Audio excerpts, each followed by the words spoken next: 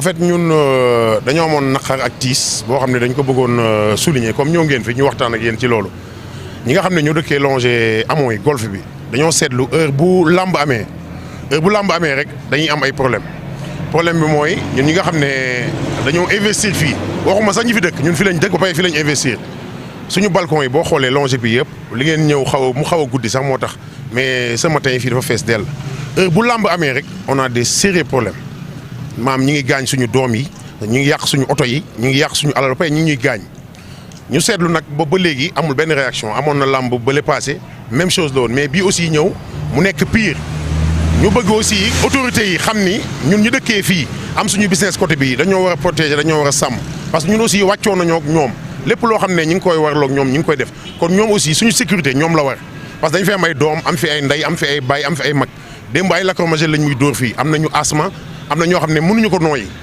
je ne sais pas loolu lan moo ko wund lan moo ko waral vraiment war nañu si jàppale ñu dëkkee longé golf bi amoo yi nii vraiment am nañ problème suñu business yàqu na balcon yi boo xoolee wàcce nañ li lépp lañ wàcce képp ku am oto yàq nañ ko sa doom mënatul génn bu làmbaamee daal ñun sonn nañ je pense que ñi ngi woo le président de la république Bassirou Diomaye Faye ñëpp ay patriotes lañ moo Ousmane Sonko nañ ñu jàppale ci lamb yi am secteur bii ñun ñu épargner ñu parce que vraiment sonn nañ trop vraiment sama gars yi nag ñoo nekk nii dañ maa wax loo ma war a wax rek xëy na moo tax ma wax mais vraiment ñoom ñëpp war nañu mën a wax parce que bu doon ce matin ngeen ñëw tey fii dafa feesoon dell parce que ñëpp dañoo taxawoon tey pour jéem a yëngal parce que lii moom bu amatee moom incha allah dinañ ñu dégg nañ ñu dimbale daal sécurité soxla nañ sécurité heure bu lamb amee daal am nañ sérieux problème c'est ça xam naa ma jox kàddu gi doyen yi ñu àggale mais daal en tout cas ñun ñu dëkkee côté bii am business encore une fois sonn nañ nañu dimbale vraiment sonn nañ trop ñu ngi ñuy gaañ ñu ngi ñuy jam ñu ngi ñuy dóor vraiment nañu dimbale baax a baax.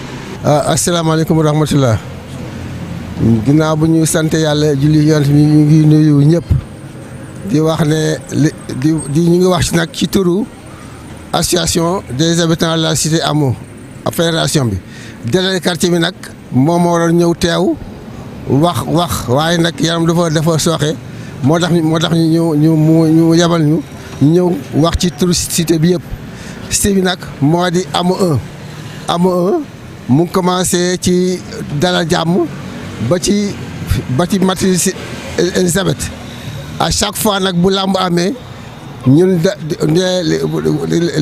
ñi jóge ci làmb ji day ñëw yàq suñu kaas yàq suñu kër yi kenn mënatul génn ñu enfermé ñu te dëgg-dëgg loolu sonn nañ ci te itam remarqué nañ ne de booba léegi daal les forces de sécurité daal gis ñu daal lu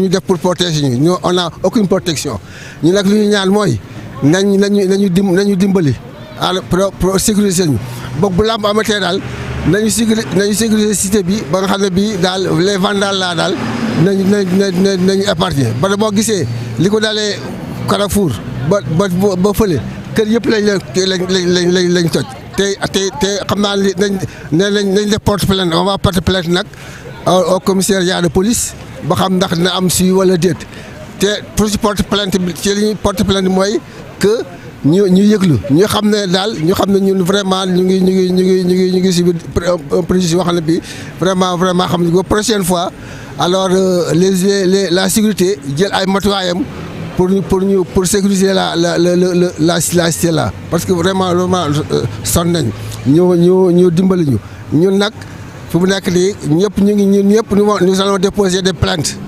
auprès du commissariat ba xam nag ndax na am suivi wala déet waaye daal bëgg nañ daal ñu dimbali ñu daal sécuriser la sila boobu laa ba amatee daal yu cas yu mel ni lu mel ni bañ a amati waaw ñu ngi man nag maa ngi wax ci turu association des habitants de la cité Hamo yëpp waaw di wax ne di wax itam ci turu délégué quartier bi nga xam ne moo doon teew te teewul di gërëm ñëpp di sant ñëpp di ñaan daal nañu sécuriser suñu cité ba nga xam ne bii daal bu làmb amatee ñu bañ a am préjudice loolu daal lañuy sàkku ci autorités yi voilà jërëjëf.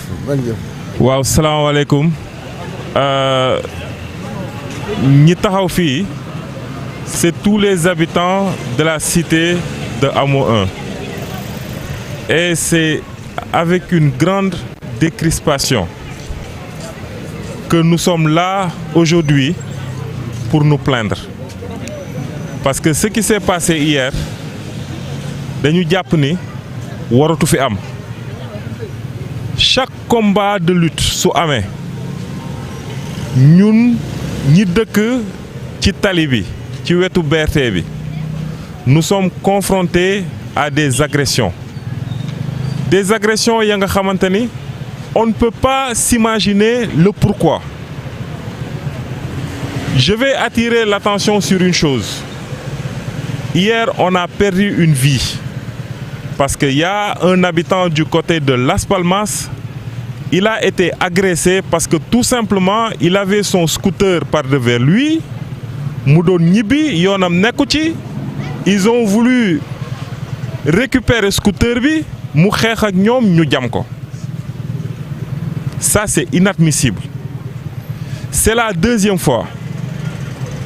J'interpelle suñu papa bi sànq wax na ko. Il a interpellé le maire, Madame le maire Khadija Mahécor. Il a interpellé aussi le premier magistrat de la ville, en l'occurrence, Monsieur Ahmed Aïdara. Ñi ngi leen di ñaan lillahi wa rasulihi ñun sonn nañ. On est vraiment fatigué. On est vraiment fatigué. On interpelle aussi Wa Albourakh Evans. C'est bien de vouloir organiser la lutte. C'est bien parce que ça préoccupe la jeunesse. Mais je pense que eux-mêmes, qui sont des porteurs de voix, doivent davantage communiquer avec cette jeunesse-là. Je ne vais pas communiquer sur le fait qu'on a une jeunesse malsaine, non. Mais en tout cas, fi ñu jëm ak xale yi, c'est désolant. Aussi, may ñaan nit ñi ñun ñi dëkk fii Golf. Balla Gaye mi ñuy diiranteel mbagg waa Parcelles. Parce que en réalité, li tax zone bii ëpp xeex ak saccage yi, c'est parce que les jeunes se disent que Balla Gaye fii nii la dëkk. Alors je leur fais comprendre que Balla Gaye dëkkatu fi te Balla Gaye ñi ngi lay ñaan yow itam si tu peux vraiment sortir communiquer par rapport à ça parce que nous sommes fatigués. Nous sommes vraiment fatigués de cette situation. On demande au-delà de nos deux maires à ce que le préfet puisse intervenir par rapport à ça. Le ministre de l'Intérieur, si vous pouvez intervenir par rapport à cette situation, trouver en tout cas des voies et moyens pour gérer cette situation, on serait preneur. Vraiment. Ñi fi taxaw nag, ce collectif-là, nous avons décidé de porter plainte. Une plainte collective va être déposée devant le procureur de la République. Parce que cette situation-là, vraiment, ça nous dépasse au fait. Ça nous dépasse. Ñu ngi leen di gërëm di leen di sant. Wassalam. Ousmane Badji, je suis là en tant que riverain. Domicilié au Parcelles Assainies, coordinateur PASTEF Unité 2. Je me solidarise de cette tristesse qu'affecte la population de Hamo 1. maa ngi fi en tant que résident au Parcelles Assainies. Parce que bu ñu ñëwee ne li fi xewoon démb ne Parcelles la ak Golf man en tant que résident de Parcelles ñun ñu toog mel ni kuy seetaan day mel ni nous sommes complices bu ñu ñëwee làmb amay booy yu jógee stade di ñibbi Parcelles songu ñu kër yi nekkee Parcelles songu kër yi nekkee Hamo rek ak Golf day mel ni ñun nous sommes complices or que nous sommes pas complices làmb la ku ne day am fooy far affaire de quartier la certes ñun Parcelles lañ dëkk démb Franc lañ faral. mais combat bu jeexee jeex na mais lu si yoonu këru Hamo yi ñuy attaqué la moo si yoonu kër yi toj verre yi la moo si yoonu loolu noonu bon moi mon langage sera cru je suis pas dans la négociation nous sommes dans un régime de garça-garça si la police ou bien le gouvernement j'interpelle le président de la République Bassirou Diomaye Diakhar Faye j'interpelle le ministre de l'Intérieur notre premier ministre Ousmane Sonko qu'il prenne des dispositifs sécuritaires pour sécuriser la population, surtout les riverains du BRT. L'axe à partir de Pharmacie Golf jusqu'au rond-point Casbah. À chaque fois qu'il y a lutte, il y a des violences perpétrées par les supporters des lutteurs contre la population, contre les riverains. Nous avons une responsabilité. 5. Nos respectés pères, parents ont parlé.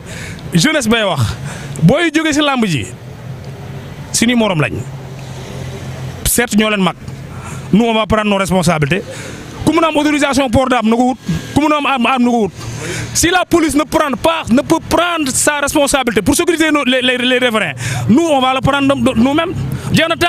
C'est le langage, nous sommes à l'ère du gatsa gatsa. Lamb bo amé boy di xex mais lamb Parcelles ak Pikine mais l'autre mo ci yoonu golf bu ñu attaqué wa golf man Parcelles la dëkk.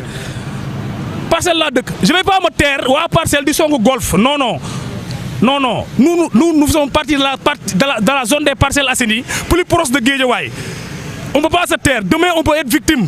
Suba wa Guédiawaye mën nañu ñëw songu wa Parcelles seen kër yi.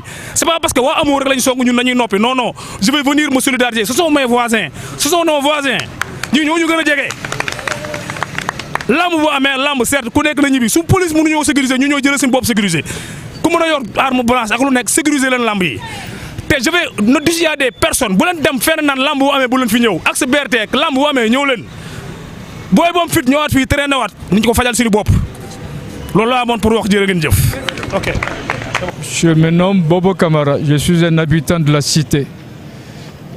À mes côtés, ce sont mes voisins qui sont là avec moi. Et dans cette cité, nous sommes là depuis 1983. Je pense, je ne vais pas revenir sur ce qu'a dit déjà monsieur le président de la fédération. Je vais simplement le compléter en faisant comprendre, en m'adressant de façon particulière à madame le maire. En commençant d'abord par notre maire et en allant vers la suite par le président de la ville de Guédiawaye, à la personne de monsieur Aïdara lui-même. Je m'adresse à ces deux autorités principalement, qui sont les principaux concernés. C'est à eux d'abord que nous nous adressons avant d'en arriver plus haut au président de la République. Parce que c'est à eux de nous assurer, c'est à eux d'assurer notre protection, c'est à eux de veiller sur nos vies.